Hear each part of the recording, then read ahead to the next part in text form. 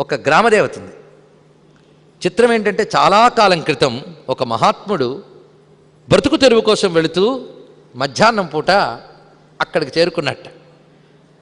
ఆ అరుగు మీద కూర్చున్నాడు. చిన్న ఆలయం అరుగు మీద కూర్చున్నాడు. మధ్యాహ్నం వేళ అయింది, ఆకలిస్తుంది. అప్పటికే తాళం వేసి వెళ్ళిపోయారు పూజారులు. లోపల ఏమైనా దొరుకుతుందేమో, ఎవరైనా ఉన్నారేమో అనిపించింది. కుతూహలం ఒకటి ఉంటుంది ఎలాగోను. లోపల అమ్మవారిని ఎలాగో చూడలేదు, ఏదైనా రంధ్రంలోంచి చూద్దామా అని చూసేటండి. ఆ తలుపుకు ఒక చిన్న రంధ్రం ఉంది. ఆ రంధ్రంలోంచి కనబడిందిట. ఎంత అంటే చూస్తే ఆలయం చాలా చిన్నది, కానీ లోపల ఒక విస్తారమైన సువర్ణమయమైన ప్రాంగణం. అందులో అమ్మవారు కూర్చున్నారు భోజనానికి. ఆవిడ చుట్టూ పరిజనములు భోజనానికి కూర్చున్నాయట. వీళ్ళందరికీ విస్తరలు వడ్డించబడ్డాయి.